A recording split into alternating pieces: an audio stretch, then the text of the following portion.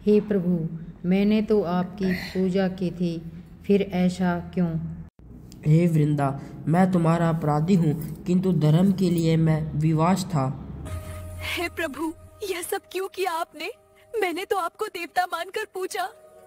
हे प्रभु, मैं आपको श्राप देती हूँ। नमस्कार मित्रों एवं दर्शकों, आप सभी का हार्दिक स्वागत है। मित्रों, आज हम सुनने जा रहे हैं भक्ति, त्याग और प्रतिव्रता धर्म की एक ऐसी गाथा जो युगों युगों से भक्तों के हृदय में अमर है। यह कथा भगवान विष्णु की परम भक्त देवी वृंदा की, जिनकी पवित्र निष्ठा के कारण संपूर्ण सृष्टि में एक नया अध्याय लिखा गया। एक दैत्यराज की पत्नी ने अपनी धर्मनिष्ठा और पतिव्रता के सामर्थ्य से देवों और दानवों दोनों की किस्मत का चक्र घुमा दिया। लेकिन नियति के खेल में उसके जीवन में छल, कपट, शाप और विरह की छाया उतरी, और उसी दुहक से एक ऐसे पवित्र पौधे का जन्म हुआ जो आज सभी रोग, दरिद्रता और कष्टों का नाश करने वाली तुलसी के रूप में पूजित है। इसीलिए सनातन धर्म में तुलसी का वृक्ष पवित्र एवं देवी स्वरूप माना जाता है। तुलसी विवाह कार्तिक मास में देवउठनी एकादशी से लेकर कार्तिक पूर्णिमा तक मनाया जाने वाला एक मंगल पर्व है। इस अवधि में किसी शुभ दिवस पर भगवान विष्णु और तुलसी अर्थात देवी वृंदा का विवाह विधिपूर्वक रचाया जाता है। तुलसी विवाह की यह कथा जो कोई मनोभाव से सुनता है, उसके समस्त दुआकायक और दरिद्रता नष्ट हो जाते हैं। उसके घर में सदैव पार्वती, लक्ष्मी और सरस्वती का वास होता है तथा ब्रह्मा, विष्णु, महेश हमेशा उसकी रक्षा हेतु तत्पर रहते हैं। तो चलिए मित्रों, श्रद्धापूर्वक सुने यह महान कथा। उससे पहले मित्रों, एक छोटी सी विनती है। यह वीडियो मैंने बहुत मेहनत से बनाया है। अगर वीडियो पसंद आए तो इसे लाइक अवश्य करें और कमेंट में जय माता तुलसी, जय श्री हरि लिखें। साथ ही हमारे चैनल को सब्सक्राइब करना न भूलें। तो अब कथा आरंभ करते हैं। दैत्यराज राज्य करता था। उनकी रानी ने एक सुंदर कन्या को जन्म दिया, जिसका नाम वृंदा रखा गया। वृंदा बचपन से ही रूपवान और गुणवान थी। उसके मुख कमल पर एक शांत तेज दमकता रहता था। नम्र स्वभाव और सेवा भाव होने के कारण सभी उसकी सराहना करते थे। कम आयु में ही वृंदा ने भगवान विष्णु को अपना आराध्य देव मान लिया और अखंड भक्ति का मार्ग अपना लिया। वह रोज सुबह स्नान के पश्चात भगवान विष्णु की मूर्ति पर तांबे के कलश से जल अभिषेक करती, पुष्प अर्पित कर पूजा करती और प्रभु का नाम स्मरण करती थी। संध्या समय भी वह आंगन में स्थित तुलसी के पौधे के समक्ष दीप जलाकर आरती करके अपना दिनचर्या पूर्ण करती। वृंदा अत्यंत शीलवती और तेजस्विनी थी। उसके मुख पर सदैव एक शांत भक्तिभाव छलकता रहता। वह दिन भर प्राणायाम, जप और तप में लीन रहती। अपनी भक्ति के बल पर उसने एक दिव्य तेज अर्जित कर लिया था। उसकी निष्ठा और श्रद्धा देखकर सभी लोग उसकी प्रशंसा करते नहीं थकते थे। उधर सृष्टि के एक कोने में एक विलक्षण असुर का जन्म हुआ। देवताओं के इतिहास में भी उसका वर्णन मिलता है। हुआ यूं कि देवराज इंद्र एक बार अपने गुरु बृहस्पति के साथ कैलाश पर्वत पर भगवान शंकर से मिलने गए, परंतु इंद्र वहां भी अपने ऐश्वर्य के अभिमान में चूर था। भगवान शिव के समक्ष भी उसने उचित नम्रता नहीं दिखाई और उल्टा गर्व से भरकर असभ्यता से पेश आया। इंद्र का यह अपमानजनक व्यवहार देखकर शिव शंकर के भाल पर क्रोध की रेखा खिंच गई। गुरु बृहस्पति ने इंद्र को शांत होने का संकेत किया, लेकिन तब तक महादेव का तीसरा नेत्र खुल चुका था। उस नेत्र से एक प्रचंड तेजस्वी अग्निज्वाला बाहर निकली। इंद्र और बृहस्पति यह देख भयभीत हो गए और तुरंत महादेव से क्षमा याचना की। शिवजी का क्रोध तो शांत हो गया, लेकिन उस जलती ज्वाला को कहीं विसर्जित करना आवश्यक था। तब भगवान शिव ने उस उद्दीप्त अग्निज्वाला को समुद्र में दूर तक फेंक दिया। उस दिव्य ज्वाला से समुद्र के गहरे जल में एक तेजस्वी बालक प्रकट हुआ। जल से उत्पन्न होने के कारण उस बालक का नाम जालंधर रखा गया। समुद्रदेव तथा अन्य देवताओं ने मिलकर उस बालक जालंधर का पालन पोषण किया। जालंधर जैसे जैसे बड़ा हुआ, उसके भीतर अपार बल संचित होने लगा। युवा होते होते वह एक परम बलशाली और घोर अहंकारी असुरराज बन गया। जालंधर ने अपने पराक्रम से एक विशाल दैत्य साम्राज्य खड़ा कर लिया। अपनी राजधानी भी उसने अपने नाम पर जालंधर नगरी में स्थापित की। अपनी शक्ति के घमंड में वह देव, मानव, गंधर्व सभी को वश में रखने लगा।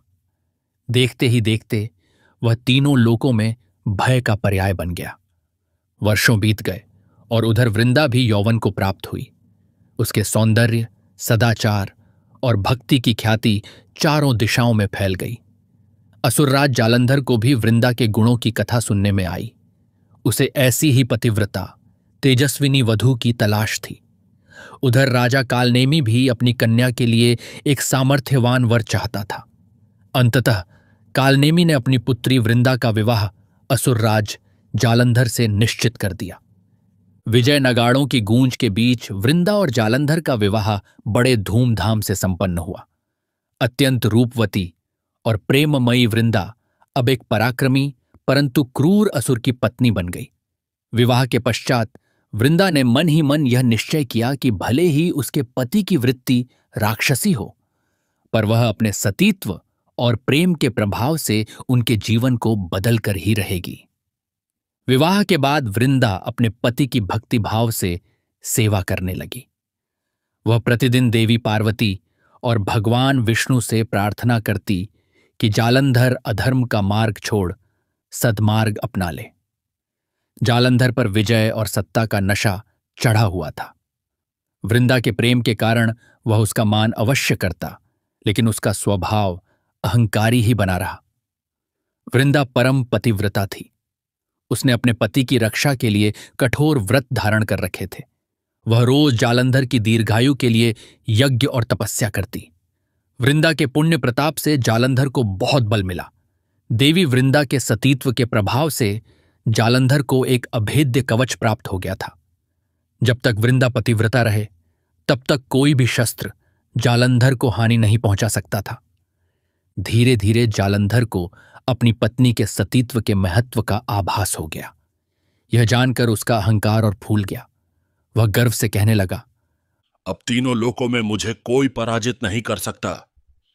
उसने अपनी सेना की शक्ति बढ़ा ली और कई आसपास के राज्यों पर लगातार आक्रमण शुरू कर दिए। पृथ्वी पर अनेक राजाओं को परास्त करने के बाद भी जालंधर की महत्वाकांक्षा की कोई सीमा नहीं रही। अब उसने देवलोक स्वर्ग को जीतने का संकल्प कर लिया। उसके मन में विचार आया कि स्वर्ग का ऐश्वर्य और स्वयं इंद्र का पद भी वह हासिल करके ही रहेगा। उसने अपनी विशाल असुर सेना के साथ अचानक स्वर्ग पर धावा बोलने की योजना बनाई। जालंधर की सेना अत्यंत भयंकर थी। स्वर्ग पर हुए भीषण युद्ध में उसने इंद्र सहित प्रमुख देवताओं को पराजित कर दिया। देवताओं की भारी क्षति हुई और उन्हें अंततः स्वर्ग छोड़कर भागना पड़ा। जालंधर ने स्वर्गलोक पर विजय प्राप्त कर स्वयं इंद्र का स्वर्ग सिंहासन संभाल लिया। इस प्रकार तीनों लोकों पर जालंधर का आधिपत्य स्थापित हो गया। स्वर्ग के अनेकों वैभव भी उसने लूट लिए। इंद्र का ऐरावत हाथी, उच्चैःश्रवा घोड़ा और कल्प वृक्ष पारिजात तक को उसने अपने अधीन कर लिया। पृथ्वी असुरों के अत्याचारों से कांप उठी। जालंधर के भय के कारण कोई भी यज्ञ या तप करने का साहस नहीं जुटा पा रहा था। ऋषि मुनियों की तपस्याओं में विघ्न डाले जाने लगे। साधारण जनता का जीवन असुरों के उत्पीड़न से दूभर हो गया। धर्म कर्म पर अंकुश लग गया और अधर्म चारों ओर पनपने लगा। एक संध्या जालंधर विजय के उन्माद में अपने दरबार में आसन जमाए बैठा था। दैत्य सेनानी ऊंचे स्वर में उसकी स्तुति कर रहे थे। तभी शांत मुद्रा में वृंदा आगे आई। उसने विनम्रतापूर्वक, स्वामी, आपने इतने युद्ध जीतकर पर्याप्त राज्य और संपदा प्राप्त कर ली है। अब कृपा करके कुछ विश्राम लीजिए। लगातार युद्धों के कारण सर्वत्र हाहाकार मचा हुआ है। मुझे आपकी तथा निरपराध लोगों की चिंता होती है। यदि आप देवताओं से वैर छोड़कर मित्रता के साथ राज्य करेंगे तो कितना अच्छा होगा, है ना? वृंदा की विनम्र विनती सुनकर जालंधर ठहाका मारकर हंस पड़ा। वह अहंकार पूर्वक बोला, प्रिय वृंदे, तुम ये राजकाज की बातें नहीं समझती। मैंने अभी पूर्ण विजय कहां प्राप्त की है। देवता अब भी जीवित हैं। जब तक मैं उन सबको पूरी तरह अपने अधीन नहीं कर लेता, चैन से कैसे बैठूं? मुझे तीनों लोकों का एक छत्र सम्राट बनना है। मेरे मार्ग में जो भी आएगा उसका संहार कर दूंगा। तुम इन विषयों में मुझे उपदेश मत दो। जालंधर के ये गर्वोक्ति भरे वचन सुनकर वृंदा दुखी हो गई। उसने कुछ और समझाने का प्रयत्न किया, लेकिन जालंधर ने हाथ उठाकर उसे चुप रहने का संकेत किया। अपने पति का बढ़ता अहंकार देखकर वृंदा निराश हो गई। वह अंतर्मन से प्रार्थना करने लगी कि परमेश्वर उसके पति को सद्बुद्धि दें। जालंधर के उत्पात को रोकने के लिए अब देवताओं ने त्रिमूर्तियों की शरण में जाने का निर्णय किया। ब्रह्मदेव और महादेव की भी अपनी सीमाएं थीं। इसीलिए सभी देवता मिलकर वैकुंठ में भगवान विष्णु की शरण पहुंचे। देवराज इंद्र, अग्नि, वायु, वरुण आदि सभी ने हाथ जोड़कर विष्णु से विनय की, प्रभो, इस उन्मत्त जालंधर के कारण पूरी सृष्टि त्राहिमाम कर रही है। कृपा करके हमें इसके अत्याचारों से मुक्ति दिलाइए।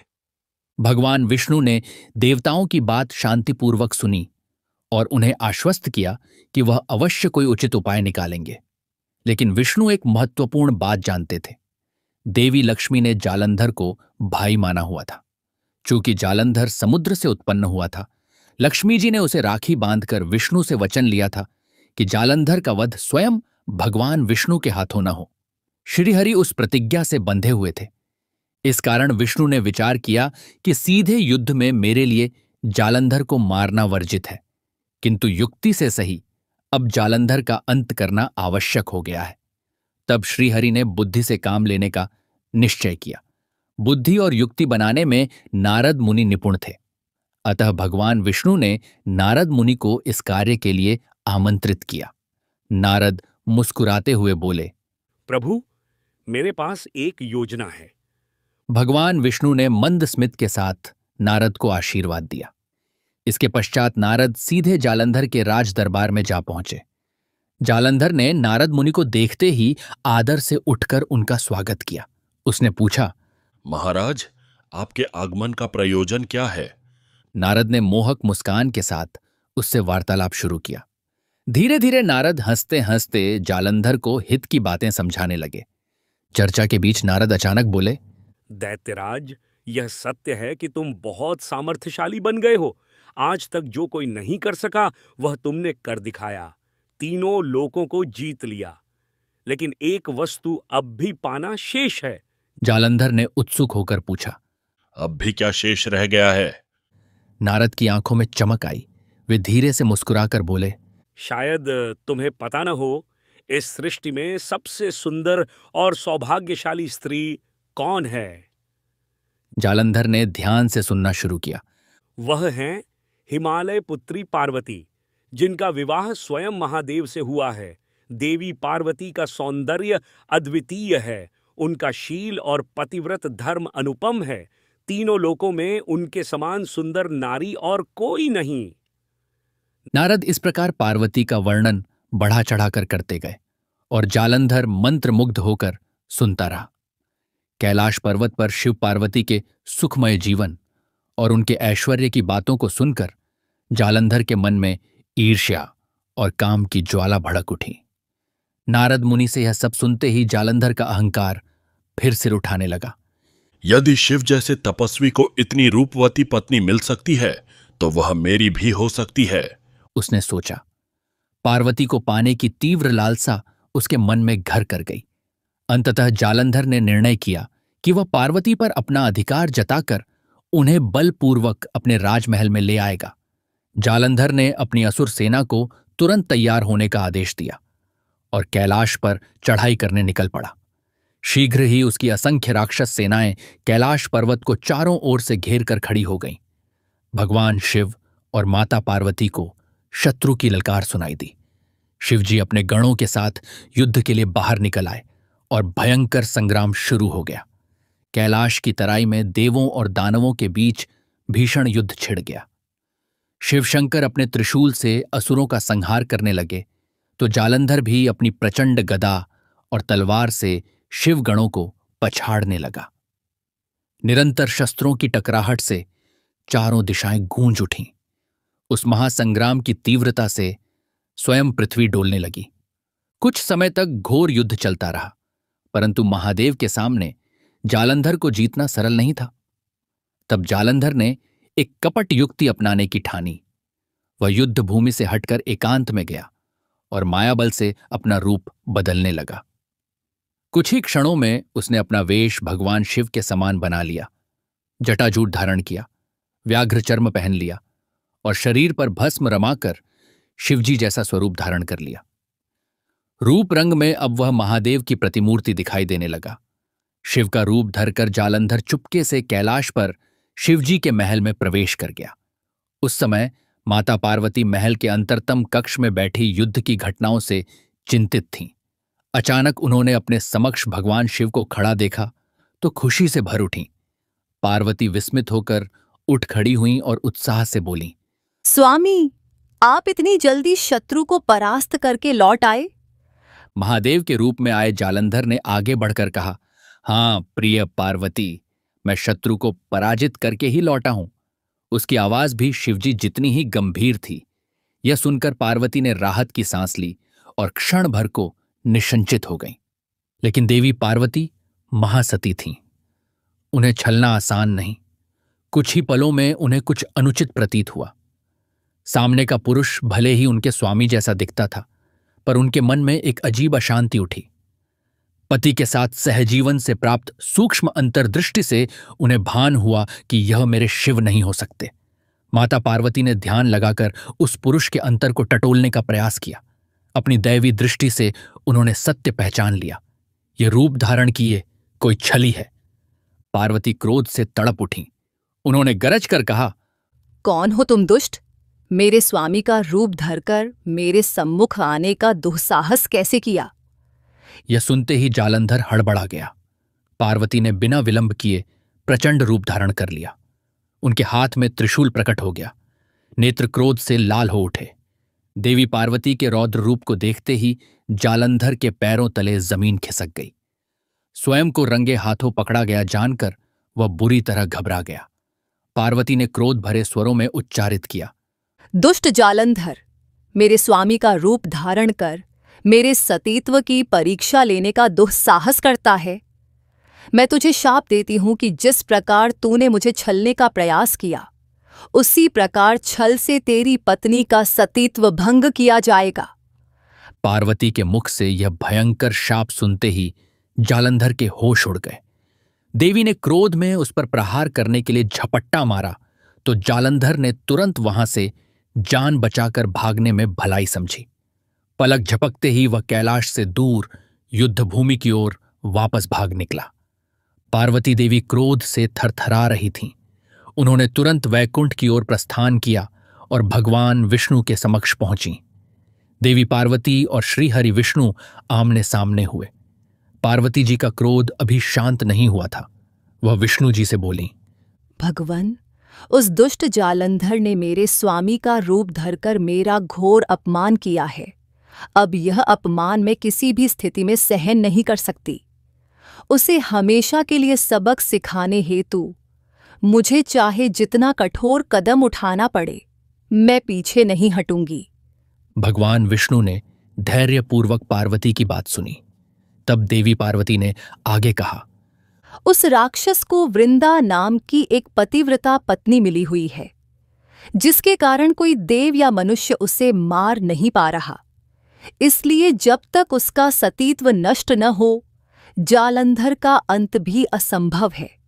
मुझे ज्ञात है कि वृंदा आपकी परम भक्त है, लेकिन जालंधर के अत्याचार रोकने के लिए अब उसके पतिव्रत को भंग करना अनिवार्य हो गया है। यह कठोर कर्म आपको ही करना होगा। मैं अपने ऊपर हुए अपमान को किसी भी रूप में पचा नहीं सकती। विष्णु ने हाथ जोड़कर निवेदन किया, देवी, एक निरपराध भक्त का छलपूर्वक अनिष्ट करना महापाप होगा। वृंदा मेरी परम भक्त है। उसका विश्वास तोड़ने का पातक मेरे सिर पर आएगा। पार्वती ने दृढ़ स्वर में कहा, प्रभु, धर्म की रक्षा हेतु कभी कभी कठोर कदम उठाने पड़ते हैं। जालंधर जैसे अधर्मी राक्षस का अंत करने के लिए यही एक मार्ग है। और स्मरण रहे, अंततः यह सब हम वृंदा के कल्याण के लिए ही करेंगे। आपके इस लीला से उसे अमरत्व एवं ईश्वरीय सान्निध्य का वर मिलने वाला है, इसलिए आप निःसंकोच यह लीला पूर्ण करें। माता पार्वती का यह कठोर आग्रह सुनकर भी विष्णु कुछ क्षण के लिए स्तब्ध रह गए।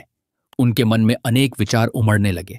वृंदा जैसी महान भक्त को छलना और उसकी निष्ठा भंग करना अन्याय ही तो था, परंतु धर्म रक्षण और देवों की रक्षा के लिए यह आवश्यक भी हो गया था।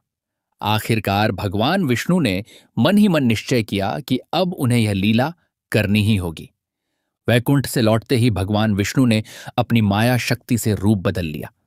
उन्होंने अपना स्वरूप जालंधर के समान कर लिया। चेहरा, काया, वाणी सब कुछ जालंधर के जैसा। इस मायावी रूप में श्रीहरि क्षण भर में जालंधर के राजमहल में प्रकट हो गए, जहां उस समय वृंदा पूजा में तल्लीन थी। उधर वृंदा अपने महल के उद्यान में बड़ी श्रद्धा से भगवान की आराधना कर रही थी। ध्यानमग्न वृंदा अपने पति की कुशलता के लिए प्रार्थना कर रही थी।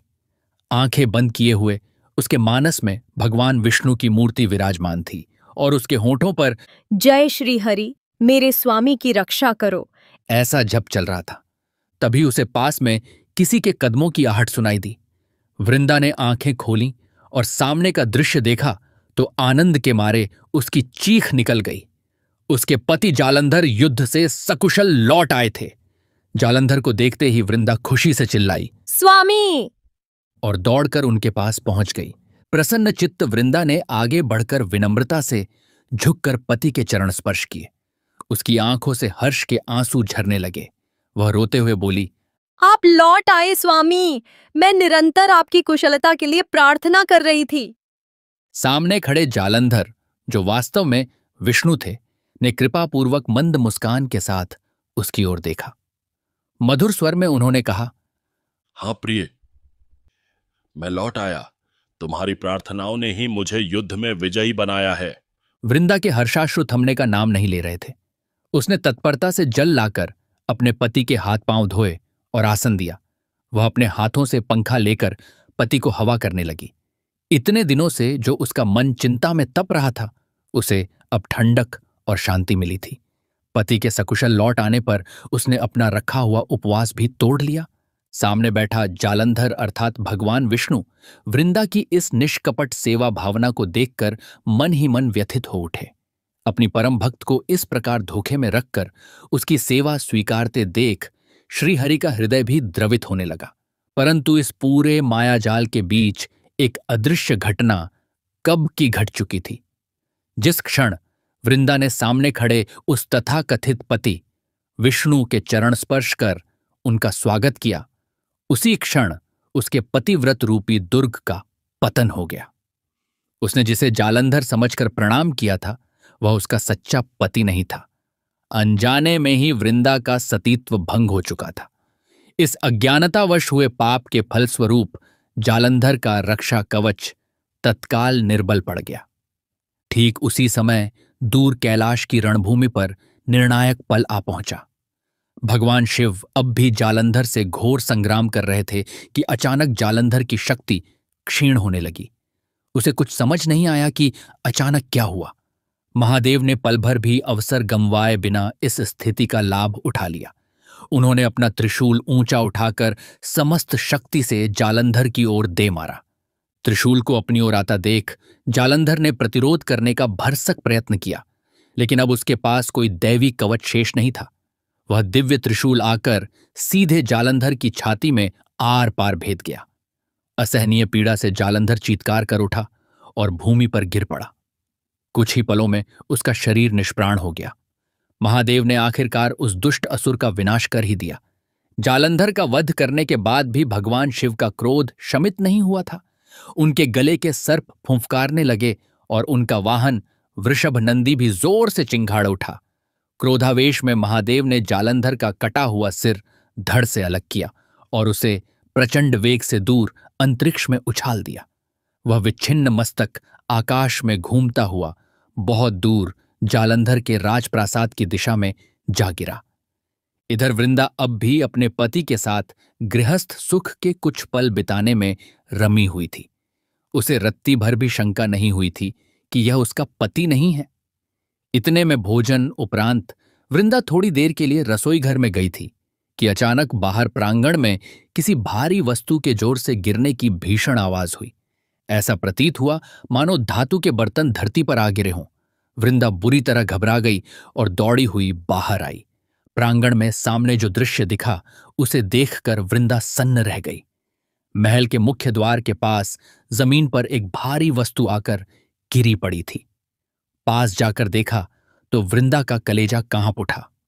वह वस्तु उसके पति जालंधर का कट हुआ सिर था।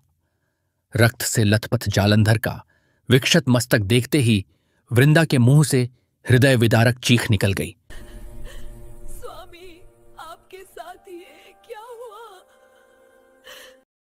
कांपते हाथों से वृंदा ने वह सिर उठा लिया और सीने से चिपका कर जोर जोर से विलाप करने लगी।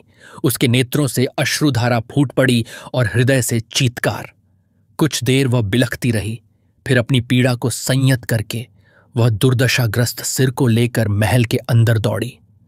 उस सभा कक्ष में उसने इधर उधर खोजबीन की जहां कुछ देर पूर्व उसका पति उपस्थित था। अब वहां कोई नहीं था। जालंधर का रूप धरने वाले विष्णु स्थिति बिगड़ते ही अंतर्धान हो चुके थे। अपने हाथों में पति का रक्त रंजित शीश लिए वृंदा एकाकी सभा कक्ष में खड़ी थी। उसकी आंखों में वेदना और क्रोध की ज्वालाएं धधक रही थीं। हताशा और रोष से कांपती हुई वृंदा ने चारों ओर नजर दौड़ाई और आकाश की ओर मुख करके जोर से पुकार उठी। वृंदा ने फूटते क्रंदन के बीच भगवान विष्णु को ललकारा। बाहर आइए प्रभु विष्णु, मुझे सब पता चल गया है।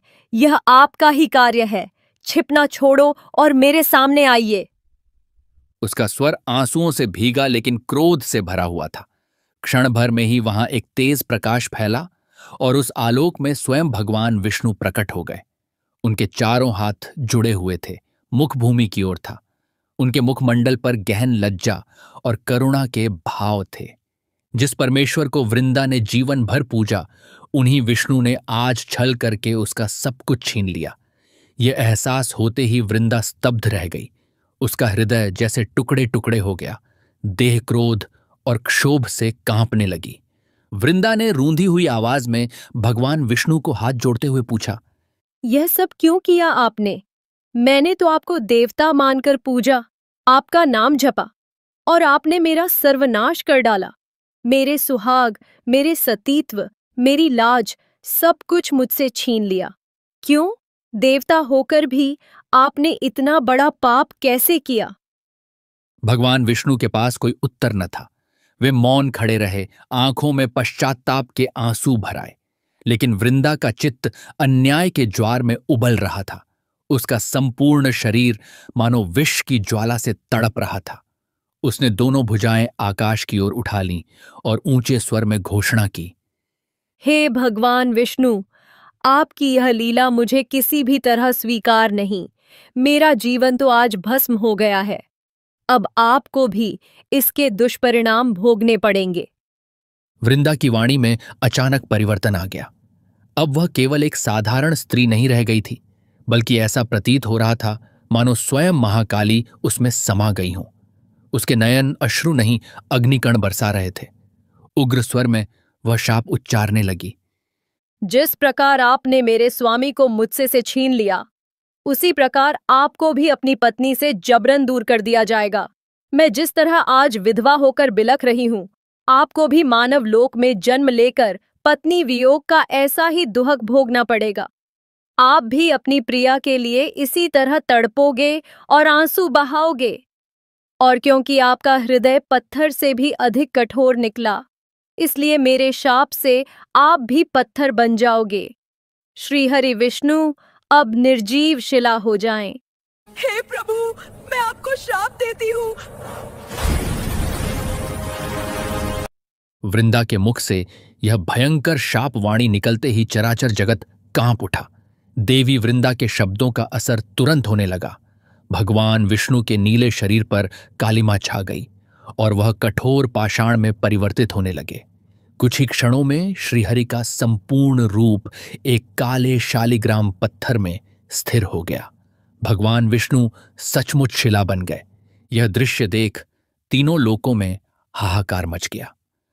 देवी लक्ष्मी व्याकुल होकर चीख पड़ीं और दौड़कर वृंदा के चरणों से लिपट गईं। लक्ष्मी जी रोते हुए प्रार्थना करने लगीं। क्षमा करें देवी, कृपा करके अपना क्रोध शांत कीजिए। आपके शाप से तो पूरी सृष्टि का संतुलन डगमगा जाएगा। दया करके अपना शाप वापस ले लीजिए। अन्य देवता भी हाथ जोड़कर वृंदा से क्षमा याचना करने लगे। वृंदा का उग्र कोप अब धीरे धीरे शांत होने लगा था। क्रोध उतरा तो उसे यह भान हुआ कि शापवश भगवान विष्णु पत्थर बन चुके हैं। अरे, मुझसे ये क्या हो गया? यह खेदभाव उसके चेहरे पर झलकने लगा। सृष्टि के कल्याण हेतु वृंदा ने अपने शाप की तीव्रता को कम करने का निश्चय किया। उसकी आंखों से आंसू बहने लगे और शरीर थरथराने लगा। गहरी सांस लेते हुए वह भर्राए स्वर में बोली, मैं अपना शाप वापस लेती हूं। वृंदा के मुख से ये शब्द निकलते ही चारों ओर उज्ज्वल प्रकाश फैल गया और शिला रूप में परिवर्तित भगवान विष्णु फिर अपने पूर्व स्वरूप में लौट आए। लक्ष्मी जी ने राहत की सांस ली। भगवान विष्णु ने पुनः नेत्र खोले। सामने अपनी महान भक्त वृंदा को खड़ा देखकर उनका हृदय दया से व्याकुल हो उठा। विष्णु जी स्वयं आगे बढ़े और हाथ जोड़कर साश्रु नेत्रों से वृंदा को प्रणाम किया।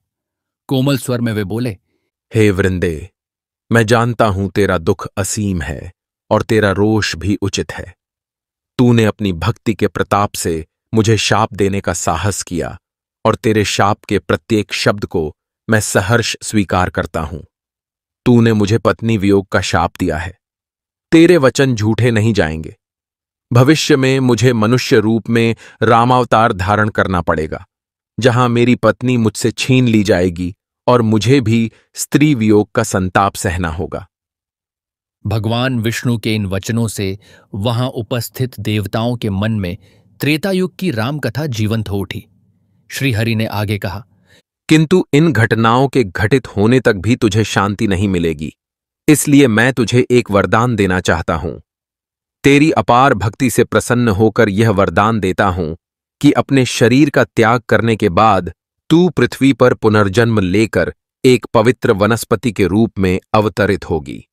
उस पौधे का नाम तुलसी होगा और पौधों में उसे सर्वश्रेष्ठ स्थान प्राप्त होगा। वृंदा अब भी निशब्द थी। उसके आंसू थमने का नाम नहीं ले रहे थे। विष्णु जी ने दयाभाव से आगे कहा, मैं वचन देता हूं कि तुलसी रूप में भी तू सदा मेरे समीप रहेगी। पृथ्वी पर मेरे पूजन में तुम्हारे पवित्र पत्तों की आवश्यकता अनिवार्य होगी। तुम्हारे बिना मेरी पूजा संपन्न नहीं मानी जाएगी। और आगे चलकर प्रत्येक वर्ष कार्तिक माह में देवउठनी एकादशी के बाद किसी शुभ मुहूर्त पर तुम्हारा और मेरा तुलसी विवाह उत्सव मनाया जाएगा। वृंदा स्तब्ध सी खड़ी रही।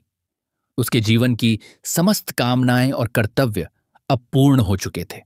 उसने अपने आंसू पोंछ डाले, फिर अपने पति के कटे हुए सिर को, जो अभी तक वह हाथों में पकड़े थी, धीरे से भूमि पर रखा।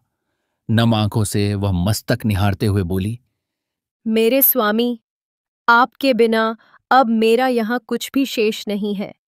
मैं आ रही हूं आपको अंतिम बार संग देने। समस्त देव देवियों के समक्ष वृंदा ने यह अविचल निर्णय ले लिया कि अब वह अपने जीवन का त्याग करेगी। वह भूमि पर बैठ गई और अपने सामने अग्नि प्रज्वलित कर ली। शिव, पार्वती, ब्रह्मा, इंद्र आदि समस्त देवगण यह हृदयस्पर्शी दृश्य देख रहे थे। वृंदा अपने पति के साथ सती होने को तैयार थी। पल भर में ही उसके सामने एक धधकता हुआ अग्निकुंड प्रकट हो गया। उसकी लपटें मानो वृंदा को अपने में समा लेने के लिए आतुर थीं। वृंदा शांत स्वर में भगवान विष्णु से बोली, प्रभु श्रीहरि, मेरे स्वामी का वध करने की नौबत आप देवताओं पर कभी नहीं आनी चाहिए थी। लेकिन अब जो होना था सो हो चुका। इस संसार में अब मेरे लिए कुछ भी नहीं बचा है। इतना कहकर वृंदा ने स्थिर चित्त से निर्णय किया कि वह अपने पति के साथ इस अग्नि में प्रवेश करेगी। विष्णु, शिव और समस्त देवगण समझ गए कि अब वृंदा को रोक पाना असंभव है। सबकी आंखें अश्रुपूर्ण हो गईं। वृंदा ने अपने पति जालंधर के शीश को दोनों हाथों में उठाया और धीरे धीरे उस प्रज्वलित यज्ञाग्नि के कुंड में प्रवेश करने लगी। ज्वालाएं उसके चारों ओर लिपटने लगीं। अग्नि में उतरते समय वृंदा के चेहरे पर अपूर्व शांति का भाव था। वह अंतिम बार बोल पड़ी, स्वामी, मैं आ रही हूं। और अगले ही क्षण वह भस्म कर देने वाली लपटों में विलीन हो गई।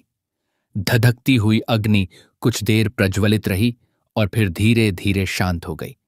वृंदा ने अपने पति के लिए अपना जीवन बलिदान कर दिया था। उस स्थान पर अब केवल राख का एक ढेर शेष रह गया। परिवेश में गहन सन्नाटा छा गया। देवी पार्वती की आंखों से अश्रुधारा बह चली। लक्ष्मी जी ने हाथ जोड़कर वृंदा की महत्ता को नमन किया। महादेव ने आंखें मूंद लीं और मन ही मन उस पतिव्रता आत्मा की शांति हेतु प्रार्थना की। उसी क्षण उस राख के ढेर में एक अद्भुत चमत्कार घटित हुआ। जहां वृंदा का शरीर भस्म होकर राख बनकर गिरा था, वहां मिट्टी में से एक नन्हा हरा अंकुर बाहर निकला। देखते देखते वह अंकुर बढ़ने लगा। उसके 2 कोमल पत्ते निकल आए जिन पर ओस की बूंदें झिलमिला रही थीं। कुछ ही मिनटों में वहां एक नन्हा पौधा लहराने लगा। भगवान विष्णु सहित सभी देवता आश्चर्यचकित होकर यह चमत्कार देख रहे थे। ब्रह्मदेव भाव विभोर होकर बोल उठे, अहो आश्चर्यम! यह तो अद्भुत घटना है। उस उगे हुए पौधे की पहचान होने से पहले ही उसकी पत्तियों से मंद मंद सुगंधि फैलने लगी। वातावरण एक पवित्र गंध से भर गया। भगवान विष्णु आगे आए और प्रेम पूर्वक उस छोटे से पौधे के पास भूमि पर झुक गए। श्रद्धा के साथ उन्होंने उस नवांकुर को स्पर्श किया और उल्लसित होकर उद्घोष किया, यह तुलसी है। हां, देवी वृंदा ने नए रूप में तुलसी बनकर पृथ्वी पर पुनर्जन्म ले लिया था। उसी समय आकाश से पुष्पों की वर्षा होने लगी। देवताओं ने आनंदपूर्वक एक साथ जय ध्वनि की। वृंदा देवी की जय, तुलसी माता की जय। देवी लक्ष्मी ने भी मुस्कुराते हुए उस तुलसी पौधे को प्रणाम किया। शिव पार्वती समेत सभी देवों ने विनम्रतापूर्वक तुलसी देवी के प्राकट्य का दर्शन किया। भगवान विष्णु ने पास पड़ा अपना शालिग्राम, वह पत्थर जिसका रूप उन्हें वृंदा ने शापवश बनाया था, उठाया और आदर से उस तुलसी के पौधे के समीप स्थापित कर दिया। सभी देवताओं की साक्षी में और वेदोच्चारित मंगल मंत्रों की ध्वनि के बीच भगवान विष्णु और तुलसी देवी का प्रतीकात्मक विवाह संपन्न हुआ। स्वयं विष्णु ने तुलसी दल पत्र को अपने मस्तक पर धारण करके वृंदा को अपनी अर्धांगिनी का सम्मान प्रदान किया। तभी देववाणी हुई, तुलसी अब श्री विष्णु की सहधर्मिणी बनी है। मनुष्यलोक में तुलसी के बिना विष्णु की पूजा पूर्ण नहीं मानी जाएगी। पूरे संसार को ज्ञात हो गया कि तुलसी का पत्ता सबसे पवित्र है और भगवान विष्णु को अति प्रिय है। इसके बाद ब्रह्मा जी ने समस्त देवगणों को संबोधित करके कहा, प्रत्येक वर्ष कार्तिक मास में देवउठनी एकादशी से लेकर पूर्णिमा तक के बीच किसी शुभ मुहूर्त पर तुलसी और शालिग्राम विष्णु का विवाहोत्सव मनाया जाए। इस पवित्र विवाह से भक्तों को भक्ति का संदेश मिलेगा। देवताओं ने उत्साहपूर्वक इस प्रस्ताव को स्वीकार किया। स्वयं विष्णु और लक्ष्मी जी ने भी मानव जाति को प्रत्येक वर्ष श्रद्धापूर्वक तुलसी विवाह करने का आशीर्वाद दिया। तभी से लेकर आज तक तुलसी विवाह एक अत्यंत पवित्र उत्सव के रूप में प्रतिवर्ष मनाया जाता है। हर साल कार्तिक शुक्ल देवउठनी एकादशी से आरंभ होने वाले शुभ काल में, विशेषकर द्वादशी या त्रयोदशी तिथि को, घर घर अथवा मंदिरों में तुलसी विवाह के विधि विधान संपन्न किए जाते हैं। इस अवसर पर घरों में तुलसी के बड़े गमले या वृंदावन को हलवे की मालाओं और फूलों से सजाया जाता है। तुलसी के पौधे के चारों ओर 4 गन्ने के खंभे लगाकर खूबसूरत मंडप बनाया जाता है, जिस पर पुष्प मालाएं और रंग बिरंगी पताकाएं बांधी जाती हैं।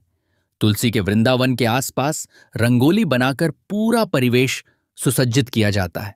संध्या समय शुभ मुहूर्त पर तुलसी विवाह की सभी तैयारियां की जाती हैं। घर की महिलाएं मंगल गीत गाती हैं और पारंपरिक वाद्य बजाए जाते हैं। परिवार के बड़े बुजुर्ग विधिपूर्वक तुलसी का कन्यादान करते हैं, अर्थात तुलसी के पौधे को शालिग्राम जी, भगवान विष्णु की प्रतिमा के समीप लाकर उनका पाणिग्रहण संस्कार करवाते हैं। गणेश पूजन, वरमाला, फेफेरे और मंगलाष्टक के साथ मानव विवाह की तरह समस्त रस्में भक्तिमय वातावरण में निभाई जाती हैं। इसके पश्चात तुलसी माता को नैवेद्य अर्पित करके उनकी आरती उतारी जाती है। पूजा पूर्ण होने पर तुलसी प्रसाद सभी उपस्थित भक्तों में बांटा जाता है। संपूर्ण वातावरण भक्ति और आनंद से भर जाता है। तुलसी विवाह की इस परंपरा को लेकर भक्तजन श्रद्धा रखते हैं कि तुलसी का विवाह कराने से उन्हें कन्यादान के बराबर पुण्य प्राप्त होता है। जिस घर में प्रतिवर्ष श्रद्धा से तुलसी विवाह किया जाता है, वहां सौभाग्य और समृद्धि का वास होता है, ऐसा लोक विश्वास है। ऐसा भी कहा जाता है कि तुलसी विवाह करने से भगवान विष्णु उस परिवार पर विशेष कृपा करते हैं। साथ ही कार्तिक शुक्ल देवउठनी एकादशी से सभी मांगलिक कार्यों की शुरुआत हो जाती है। तुलसी विवाह को ही शुभ कार्यों के आरंभ का संकेत माना गया है। परंपरा है कि इस दिन के बाद से ही पुनः विवाह संस्कार जैसे शुभ कार्यों के लिए मुहूर्त निकाले जाते हैं।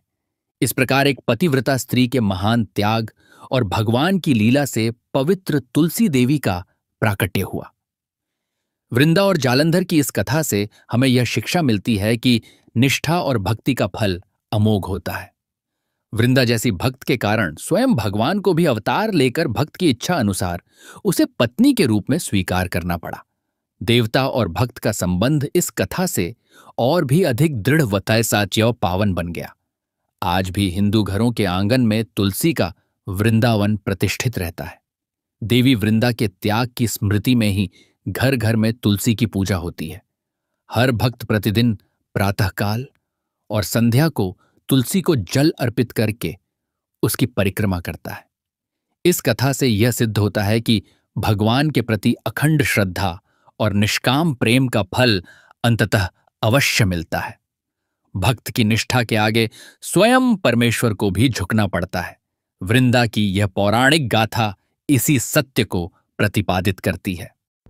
मित्रों, यदि आपको यह भक्ति समय कथा अच्छी लगी हो तो कृपया इसे लाइक करें, कमेंट में अपने विचार अवश्य लिखें और इस कहानी को अपने मित्र व परिजनों के साथ शेयर करना ना भूलें। इसी प्रकार की नई आध्यात्मिक एवं प्रार्थनिक कथाएं सुनने के लिए हमारे चैनल को लाइक और सब्सक्राइब करना ना भूलें। धन्यवाद।